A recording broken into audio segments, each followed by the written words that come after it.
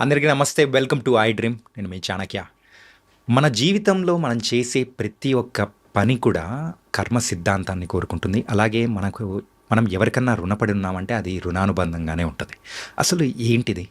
So ఇలాంటి మాటలు కానీ, సో ఇలాంటి టాపిక్స్ అన్నీ వింటూ ఉంటే ఇప్పుడున్న జనరేషన్కి కొత్తగా అనిపించవచ్చు. కాకపోతే పాత వాళ్ళకి మాత్రం ఇవన్నీ తెలుసు, అసలు కర్మ సిద్ధాంతాలు ఏంటి అనేది. కాకపోతే దీని గురించి ఇంకా సవివరంగా చెప్పడానికి ఇప్పుడు మనతో పాటు కూడా ఉన్నారు. మరి ఆవిడ ఎవరో కాదు, హరిత గోగినేని గారు. ఆవిడతో మాట్లాడదాం, ఇలాంటి విషయాలు అనేది కూడా అన్నీ తెలుసుకుందాం మన దైవానుగ్రహంలో. అమ్మ నమస్తే. నమస్తే చాణి, ఎలా ఉన్నారు? బాగున్నాను. మనిషి జీవితం అనేది కూడా సో చాలా డిఫరెంట్ అని చెప్పేసి అన్నారు. ఇదంతా కంప్లీట్గా ఒక ఆత్మ ప్రయాణం అనేది కూడా అంటున్నారు కదా. సరే, కొన్ని సంవత్సరాల క్రితం, వేరే సంవత్సరాల క్రితం ఇంతమంది మనుషులు లేరు. సో అంతమంది మనుషులు లేనప్పుడు సో ఈ ఆత్మ అనేది ఎక్కడుండింది, అసలు ఎలా వచ్చింది? ఇప్పుడైతే జనాభా అనేది కూడా పెరుగుతూ పోతుంది. అంటే కొత్త అవును. ఆత్మలు ఏమైనా వస్తున్నాయా ఏంటా అని చెప్పేసి కూడా అనిపిస్తూ ఉంటుంది. అవును. సో ఏంటిది అసలు? మంచి ప్రశ్న. ఇది యాక్చువల్గా వచ్చిందంటేనే నీకు చాలా జ్ఞానం ఆల్రెడీ వచ్చేసింది అనమాట. సో ఆత్మలు ఇప్పుడు నువ్వు చెప్పినట్లు ఒక సముద్రంలో చూసుకుంటే, లేదా ఒక వాట్ ఎవర్ యు టేక్, అదే సముద్రం కానీ ఒక పాత్రలో గనక నువ్వు నీళ్లు తీసుకుంటే నీటి బిందువులు ఉంటాయి. హ్మ్. అంటే నువ్వు చూస్తానికి పాత్రలో నీళ్ళు ఉన్నాయి అంటావు, నీటి బిందువులు అన్నావు కదా. మ్హూ. దాంట్లోంచి తీసినప్పుడు నీరు ఎట్లా విడిపోతుంది? నీటి బిందువులా వెళ్ళిపోతుంది. విడిపోతుంది మ్మ్. కదా. మళ్ళీ అవి కలిస్తే వాటర్. మళ్ళీ వాటరే. ఆ పాటలో నువ్వు ఎన్ని చేస్తే అన్ని నీటి బిందువులు నువ్వు చిన్న సైజు వరకు కూడా చేసుకుంటూ వెళ్ళొచ్చు కదా. సోల్ కూడా అంతే, ఆత్మ కూడా అంతే. ఆత్మ అనేది నీటి లాంటిది. ఒక ఆత్మ నుంచి నీకు మల్టిపుల్ ఆత్మలు కూడా వచ్చేదానికి ఉంటుంది. అంటే ఆత్మ అంటే ఒక పదార్థం లాగా చూడొద్దు. ఆత్మ అంటే శక్తి. మ్హూ. సైన్స్లో ఏదైతే ఎనర్జీ అంటామో ఆత్మ కూడా శక్తి లాంటిదే. సో కాబట్టి ఇప్పుడు దేవుడికి ఎట్లాగా నీకు అవతారాలు ఉన్నాయో ప్రతి సోల్ కూడా కెన్ స్ప్రెడ్ అనమాట. అంటే మల్టిపుల్ ఫామ్ ఆఫ్ బాడీస్లోకి వెళ్ళగలదు, మళ్ళీ సింగిల్ ఫామ్ అవ్వగలదు, మళ్ళీ ఆ ఫామ్స్ నుంచి మల్టిపుల్ ఫామ్స్కి వెళ్ళగలదు మ్హూ. Until it ends it's journey. Okay. So ఇవన్నీ కొత్త అనుభవాలు. సో అలాగే మనకి ఏదైతే మనం ఇప్పుడు సోల్ అంటున్నామో అది ఒక శక్తిలాగా చూడాలి. మ్. అది ఒక పదార్థం లాగానో దానికి ఒక డెఫినేషన్ లాగానో చూడకూడదు. సో అది శక్తి కాబట్టే ఇన్ని జరుగుతున్నాయి. అది ఏదైతే ఇలా మల్టిపుల్ ఫామ్స్ అవుతున్నాయి కదా ఇప్పుడు, అంటే కొత్త ఎక్స్పీరియన్సెస్ చేయాలనుకుంటుంది ఆత్మ, కొత్త ప్రయాణాలు చేయాలనుకుంటుంది. కాబట్టి ఒకే దాంట్లోంచి ఒక 10 విడిపోయి ఉండొచ్చు, ఇప్పుడు దాని తర్వాత 100 విడిపోయి ఉండొచ్చు. అవి మళ్ళీ నెక్స్ట్ ప్రయాణం Multiple చేస్తూనే లాగా. ఉంటాయి, మల్టిపుల్ లాగా. మ్మ్. సో సేమ్ అంతే, ఒక దైవం ఎట్లాగైతే డిఫరెంట్ అవతారాలలో పాసిబిలిటీ ఎట్లా అయిందో ఆత్మకు కూడా అలాగే అవుతుంది. ఓకే. అలాగే ప్రజెంట్ ఇప్పుడున్న జనరేషన్స్లో ఒక మ్యారేజ్ అనేది చేసుకున్న తర్వాత కలిసి ఉంటారా లేదా అనేది ఇట్స్ దేర్ డిపెండెన్స్. అది కూడా ఏంటంటే విడిపోయారంటే కర్మరా బాబు అన్నట్టు కూడా మనం రిలేషన్షిప్లో మాట్లాడుకున్నట్టు, అవును. అలాగే ఈ డైవర్సెస్ కానీ, సో డైవర్స్ తీసుకున్న తర్వాత కానీ మాట్లాడే మాటలు, కర్మ గురించి మాట్లాడే మాటలు మాట్లాడుతుంటారు. మరి దాన్ని ఎలా చూడొచ్చు అంటారు? యాక్చువల్గా మ్యారేజ్ సిస్టమ్ అనేది ఎందుకు వచ్చిందంటే చాణిక్య, ఒక ప్రాసెస్. అంటే ఒకప్పుడు లేదు మన ఇక్కడ. Hmm. నువ్వు మేబీ చాలా సంవత్సరాల కింద చూసుకుంటే ప్రేమ ఉండొచ్చు, ఒకరితో ఒకళ్ళు ఉండొచ్చు, అదంతా మారుకుంటూ మనోళ్ళు కూడా ఒక సిస్టమ్ చేసుకుంటా భార్య భర్త బిడ్డ ఇట్లాంటివన్నీ కూడా ఒక రకంగా ఫామ్ అవుతూ వచ్చిందనమాట సొసైటీ అనేది. అవును. ఎందుకు మల్టిపుల్ వాళ్ళతో కాకుండా ఒకరితో ఉండాలి అని మనకి ఒక్కొక్క యుగంలో కొన్ని అన్నీ కూడా చేంజ్ అవ్వకుంటూ వచ్చాయి. మ్. సో రాముడి యుగంలో అది చెప్పటానికే ఒకటే భార్య అనేది చాలా స్పెసిఫిక్గా చెప్పారనమాట. అంటే మ్యారేజ్ యొక్క వాల్యూ, అందుకే అంత అద్భుతంగా వాళ్ళ కళ్యాణం కానీ, ఆ విడిపోయినప్పుడు కూడా వాళ్ళ సిన్సియారిటీ కానీ, వాళ్ళు వెయిట్ చేయటం కానీ, మళ్ళీ కలవటం కానీ, విడిపోవటం కానీ, అలాగే ఉండిపోవటం కానీ. అంటే ఒకటే భార్య, అంటే బ్రాహ్ముడు అంటే ఒకటే మాట ఒకటే బాట, లైక్ ఒకటే మన బాణం భార్య అనేది ఎందుకు చెప్తున్నారంటే, ఒక మ్యారేజ్ ఒకరితో ఉంటే అది పద్ధతిగా ఉంటుంది, ఇవన్నీ కూడా క్లమ్జీనెస్ లేకుండా ఒక సిస్టమ్ ఫామ్ చేయాలి అని చెప్పి ఈవెన్ అక్కడ కూడా నేర్చుకుంటూ అన్నీ మార్చుకుంటూ వచ్చారు. మ్. ఇప్పుడున్న సొసైటీలో మ్యారేజ్ అనేది ఎట్లాగంటే ఒక మ్యాండేటరీ టూల్ లాగా, అంటే ఈ వయసుకి పెళ్ళవకపోతే అబ్బా నలుగురు నవ్వుతారని కానీ ఇట్లాంటి వాటిలో ఎక్కువైపోతుంది. మ్. మ్యారేజ్ సిస్టమ్ అనేది అర్థం చేసుకోవాలి. మనకి ఒకళ్ళు తోడు అవసరం అనుకున్నప్పుడు, ఎయిదర్ ఫిజికల్గా ఆర్ మెంటల్గా, మనకి వంశం అంటే ఖాళీగా అప్పుడు ఆడ వంశం వృద్ధి చేసుకోవడం, ఎవరి వంశం ఎందుకు వృద్ధి చేసుకున్నాం, ఇవన్నీ మారాలి మన దగ్గర. సో ఎట్లా ఉంది అంటే ఇప్పుడు ఇది నా వంశం, నా నుంచి పుట్టే వాళ్ళకి ఆ వంశం. అసలు నువ్వే ఇక్కడ ఉండవు, నీ నుంచి పుట్టి మళ్ళీ పుట్టి వాళ్ళు ఏం చేయాలి, నువ్వేం చేస్తావు? ఇప్పుడు బేసికల్గా మనం పుట్టింది ఎందుకు? ఒక రుణానుబంధంతో పుట్టాం. మనకు పుట్టే వాళ్ళకి మళ్ళీ మనం రుణానుబంధం పే చేయడానికి మళ్ళీ కంటున్నాం. ఇదంతా ఒక పెయిన్ఫుల్ ప్రాసెస్ అని ఎప్పుడు అర్థం చేసుకుంటారో అప్పుడే మనుషుల్లో గొప్ప మార్పులు జరుగుతాయి. వేరేలాగా ఉంటుంది. ఎందుకంటే ఒకప్పుడు మన భరత భూమి అద్భుతమైన భూమి, చాలా అద్భుతమైన, చాలా పవిత్రమైన, చాలా విలువైన భూమి. దాన్ని మోడ్రన్గా రకరకాలుగా దాన్ని ఏమంటారు పాడు చేసుకుంటూ వచ్చేసాం. మళ్ళీ అలా అయితే బాగుంటుంది అనేది నా ఫీలింగ్. అది ఎప్పుడు అవుతుంది అంటే మనుషులు అసలు మనం ఎందుకు పుట్టాం, ఈ కర్మ ఏంటి, ఈ సోల్ ఏంటి, ఈ బంధాలేంటి అర్థం చేసుకున్నప్పుడు ఈ అహము, నేను అన్న అహము, అహంకారాలు, ఈ ఈర్ష ద్వేషాల నుంచి బయటకు వచ్చినప్పుడే అర్థమవుతుంది. సో మ్యారేజ్ అనేది ఒక నీడ్. ఈ నాకొక తోడు కావాలి, మానసికంగా కానీ శారీరకంగా కానీ. దాని తర్వాత నీ నుంచి ఒకళ్ళు నువ్వు కావాలనుకుంటావు, అది నీ ప్రేమ చిహ్నం అనుకుంటావు, లేదా నీ వంశం గుర్తు అనుకుంటావు, ఇంకోటి అనుకుంటావు, వాట్ ఎవర్ నీ ఇష్టం, అది నీ ఆలోచనలు. నువ్వు పెళ్లి చేసుకుంటే తృప్తిగా ఉంటుంది అంటే చేసుకో, సొసైటీ కోసం చేసుకోకు. వయసు అయిపోయిందని చేసుకో, మాకు పక్కింటి వాళ్ళకైందనో నీ రిలేటివ్స్లో వేరే వాళ్ళకైందనో చేసుకోవద్దు. పేరెంట్స్ స్ట్రెస్ తీసుకుంటారు, పిల్లలు స్ట్రెస్ తీసుకుంటారు. దానివల్ల నీకు క్వాలిటీ లైఫ్ కానీ క్వాలిటీ మ్యాచ్ కానీ ఎలా దొరికిద్ది? ఆ టైంలో నువ్వు చాలాసార్లు నేనంటావు గంతకు తొక్క బొంత అని. ఆ టైంలో ఎవరు దొరికితే ఆడన్నట్టు ఉంటారు. No, that is not correct. Perfect match అనుకుంటే తప్ప నువ్వు పెళ్లి చేసుకోకు. అంటే మానసికంగా శారీరకంగా నిన్ను సంతోష పెట్టగలుగుతావు, నువ్వు సంతోషంగా ఉండగలుగుతావు అంటే చేసుకో, లేదంటే చేసుకోకు. సరే చేసుకున్నావు, ఇప్పుడేంటి మర్చిపోయాను, పెళ్లి చేసుకునేటప్పుడు ఏం చేస్తారు తెలుసా? ఎక్కడ ఎవరు అయ్యేవాళ్ళు ఉంటే వాళ్ళ దగ్గరికి వెళ్ళిపోయి జాతకాలు ఇచ్చేసి మ్యాచ్ అయిందా లేదా అంటావు. నువ్వు అదే జాతకం 10 మంది దగ్గర తీసుకెళ్ళు, 10 రకాలుగా చెప్తారు.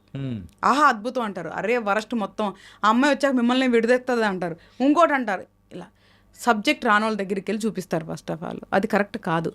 మ్యారేజ్ చూసుకునేది ఎందుకు అంటే ఏమైనా గ్రహదోషాలు ఉన్నాయా, పెళ్ళి అనేది వాళ్ళ కర్మానుసారంగా ఉండి విడిపోతారా లేదా అనేది చూసుకోవాలి. అది అసలు ఎవరు చూడరు, మన దగ్గర అవే చూస్తాం.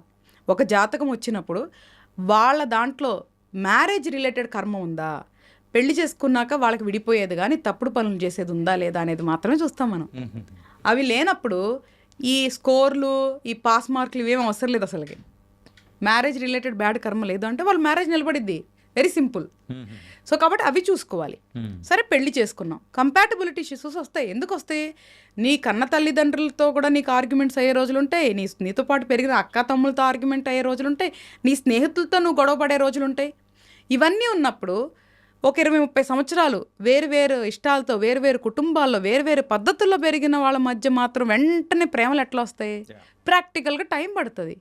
సో మనము టైం తీసుకోవాలి, అవతల వ్యక్తికి టైం ఇవ్వాలి. సో మనమేంటి వాళ్ళకి తెలియజేయాలి, వాళ్ళేంటి మనకి తెలియజేయాలి. ఇక్కడ ఎలా ఉంటుందంటే నేను ఆయన కోసం అది మార్చుకున్నా, ఆ అమ్మాయి కోసం ఇది మార్చుకున్నా. మార్చుకోకు, నీ ఇష్టాలు నీ దగ్గరే పెట్టుకో, యాక్సెప్ట్ చేయి. ఆ అమ్మాయికి ఆ ఇష్టాలు ఉన్నాయి, యాక్సెప్ట్ చేయి. నీకు ఇష్టాలు ఉన్నాయి, వాళ్ళు యాక్సెప్ట్ చేయాలి. మన ఇష్టాలు మార్చుకొని అవసరంలా, అంగీకరించాలి. ఎవరికి నచ్చినట్లు వాళ్ళు బతకాలి, ఎప్పుడు ఒకళ్ళని ఇబ్బంది పెట్టనంత వరకు. ఓకే. సో మ్యూచువల్ అండర్స్టాండింగ్ ఉండాలి, కూర్చొని మాట్లాడుకోవాలి. మిస్అండర్స్టాండింగ్స్ అంటే మనస్పర్ధలు వస్తాయి, కానీ కూర్చొని మాట్లాడుకోవాలి. సరే ఎన్ని మాట్లాడుకున్నా కూడా నిలబడట్లా అంటే పార్ట్ ఆఫ్ కర్మ. సులువుగా విడిపోతున్నారా, చాలా బాధాకరంగా విడిపోతున్నారా, ఘోరంగా విడిపోతున్నారా అనేది కూడా ఉంటుంది. మళ్ళీ ఊరికే అవ్వో, నువ్వు చూస్తే కొన్ని చాలా సింపుల్గా విడిపోతారు, కొన్ని చాలా హార్ట్ బ్రేక్ అయి విడిపోతారు, కొన్ని మోసపూరితంగా చాలా దారుణంగా అయ్యి విడిపోతారు. కోర్టులో కేసులు వేస్తారు, రకరకాలుగా తిరుగుతారు. చూసావు ఎంత పెద్ద సబ్జెక్టు. ఏది నువ్వు జీవితాంతం బతకాలి అనుకొని నువ్వు ఎవరినైతే ఎంచుకున్నావో దాని తర్వాత ఆ ప్రయాణం ఎటెళ్తుంది. అందుకే ఆలోచించాలి, తొందరపడకూడదు పెళ్లి విషయంలో. చాలా జాగ్రత్తగా అన్నీ చూసుకొని పెళ్లి చేసుకోవాలి. చేసుకున్న తర్వాత 100% అది నిలబెట్టుకోవడానికి ప్రయత్నించాలి. చేసుకోకముందు ఏమన్నా చేయి, నీ ఇష్టం. చేసుకున్న తర్వాత మన పెళ్ళి అంటే ఏంటి అంటే కట్టుబాటు. అంటే నీతో నేను, నాతో నువ్వు, ఒకరికొకళ్ళం పవిత్రంగా ఉంటాము అని చేసుకునే వాగ్దానం. తప్పుడు పనులు చేయకూడదు పెళ్ళయ్యాక. అది చాలా చాలా చెడు కర్మ. అది ఎలా తిరిగి వస్తుందంటే చాలా భయంకరంగా తిరిగి వస్తుంది. అది ఆడవాళ్ళకైనా మగవాళ్ళకైనా. కర్మకి డిస్కౌంట్లు ఉండవు, జెండర్స్ అసలు ఉండవు, మంచి చెడు మాత్రమే ఉంటాయి. కాబట్టి పెళ్లి చేసుకున్న తర్వాత అమ్మాయికి కానీ అబ్బాయికి కానీ తెలియకుండా వేరే వాళ్ళతో చాటింగులు చేయటం, వేరే వాళ్ళతో మాట్లాడటం, వేరే వాళ్ళని చూడటం, తిరగటం తప్పే. 100% మన సిస్టమ్ ప్రకారం తప్పే. నువ్వు ఏ సిస్టంలో పుట్టావో ఆ పద్ధతులు ఫాలో అవ్వాలి, అంతే కదా. ఇప్పుడు అమెరికాలో నువ్వు లెఫ్ట్ సైడ్ డ్రైవ్ చేస్తావు, ఇండియాలో డ్రైవ్ చేస్తా అవుతుందా? అవ్వదు కదా. ఇప్పుడు నువ్వు హిందూలో పుట్టావు, హిందూ ధర్మం ఏం చెప్తుందో అది పాటించు. పెళ్లి చేసుకునేటప్పుడు ఏ మంత్రాలు చదివి పెళ్లి చేసుకుంటున్నావు అది పాటించు. ఏమేమి వాగ్దానం చేస్తావో అది పాటించాలి. కాబట్టి అక్కడ నీకు కర్మ అప్లికేబుల్ అవుతుంది. When you go out of the system then law start working. Okay, నువ్వు కోర్టుల చుట్టూ తిరగటం కూడా నీ కర్మే. వాళ్ళని హేట్ చేయటం మానే. అప్పుడు సమస్యలు, శత్రుత్వాలు తగ్గిపోతాయి. కాబట్టి పెళ్ళి, గొడవలు, విడాకులు కూడా పార్ట్ ఆఫ్ కర్మనే. ఓకే. మళ్ళీ మన దానికి ఇంకొక ప్రాబ్లం ఉంది, నువ్వు అడగట్లా. ఒకసారి విడిపోయిన తర్వాత పాపం మళ్ళీ పెళ్లి చేసుకుంటారు. అవును. కొన్నిసార్లు అది 3 అవ్వచ్చు, 4 అవ్వచ్చు, 5 అవ్వచ్చు, డిపెండ్స్. కానీ వాళ్ళని చూసి హేళన చేస్తారు. అది ఫస్ట్ మానుకోవాలి. ఎందుకు మానుకోవాలి అంటే, వాడు పాపం సిన్సియర్ అమ్మాయో అబ్బాయో వాళ్ళు చాలా సిన్సియర్ ఎఫర్ట్స్ పెట్టి ఒక రిలేషన్లోకి వెళ్ళారు, అది వర్కౌట్ అవ్వాలా. ఇంకో దాంట్లోకి వెళ్ళారు, అది వర్కౌట్ అవ్వాలా. ఇంకో దాంట్లోకి వెళ్ళారు, తప్పేంటి అంటే ఎవరు దొరికితే వాళ్ళకి దొరికి మానభంగాలు చేసే వాళ్ళకంటే మర్యాదపూర్వకంగా పెళ్లి చేసుకునే వాళ్ళు తప్పుడోళ్ళ. వాళ్ళ కంపాటబుల్, అది కర్మ. 1, 2, 3, 4, 10 చేసుకోవాలనేది అది కర్మ అయితే ఏంటి. అదే వేరే మతంలో కానీ రాజులు కానీ వాళ్ళు వీళ్ళు చేసుకుంటే మరి వాళ్ళు నువ్వు గొప్ప వాళ్ళని చేసావే, మరి సామాన్యుడిని ఎందుకు కించపరచడం? పోనీ నువ్వేమైనా బో పెడుతున్నావా? ఆ అమ్మాయికి బో పెడుతున్నావా, ఈ అబ్బాయికి బో పెడుతున్నావా? హేళన చేయకూడదు. ఫస్ట్ మన సమాజం విషయంలో అయినా కానీ హేళన అనేది అసలు ఏ విషయంలో చేయకూడదు. ఎందుకు చేయకూడదు? నేను బట్టలు ఇవ్వట్లేదు, నేను నీకు చదువు ఇవ్వట్లేదు, నేను నీకు ఉద్యోగం ఇవ్వలేదు, నేను నీకు బో పెట్టట్లేదు, నేను హేళన చేయటానికి. కాబట్టి ఒక మనిషిని హేళన చేసే అధికారం కానీ హక్కు కానీ ఇంకొక మనిషికి లేదు, ఏ బంధంలో కూడా లేదు, తల్లిదండ్రులతో సహా. ఆ అబ్బాయి నేను కనమనలేదు కదా, నీకే నువ్వు ఇష్టపడి కన్నావు, వాడిని ఎట్లాగా నువ్వు రూల్ చేయాలనుకుంటావు? అంటే తల్లిదండ్రులు అనేది ఒక బంధం, ఒక అద్భుతమైన బంధం. ఇచ్చిపుచ్చుకునేది ప్రేమ మాత్రమే, మిగతా అన్ని వాళ్ళు వీళ్ళు క్రియేట్ చేసుకునేది. కాబట్టి ఒక మనిషిని హేళన చేసే అధికారం ఎవరికీ లేదు. కాబట్టి సమాజం మారాలి. ఒకవేళ అలా మళ్ళీ పెళ్లి చేసుకొని విడిపోతారే పాపం అనుకోవాలి తప్ప వాళ్ళ గురించి అవహేళన చేస్తే తప్పు కదా. అంటే వాడి జీవితాంతం ఒకడే ఉండిపోవాలి, ఇల్లు ఉండి పెడతారా? లేదంటే ఇల్లు చూసుకుంటారా? తప్పే ఉంది. ఇప్పుడు అబ్బాయి బ్యాడ్గా వెళ్ళకుండా ఒక అమ్మాయిని పెళ్లి చేసుకున్నా అంటే కరెక్టే, ఒక అమ్మాయి ఒక అబ్బాయి పెళ్లి చేసుకున్నా అంటే మంచి పనే కదా. లేదంటే వాళ్ళు చాలా రకాలుగా వాళ్ళు నీడ్స్ తీర్చుకోవచ్చు, కానీ పెళ్లి చేసుకున్నారంటే మంచి పద్ధతే కదా. సో ఎవరి కర్మ, ఎవరి శిక్షలు, ఎవరి బహుమతులు వాళ్ళే. And for more videos, Please subscribe to iDream. Please subscribe to iDream. Please subscribe iDream. And please subscribe to iDream. For more videos, subscribe to iDream. please like, share and subscribe to the channel. Congratulations, iDream. Subscribe to iDream. Subscribe to iDream. So subscribe to iDream Media.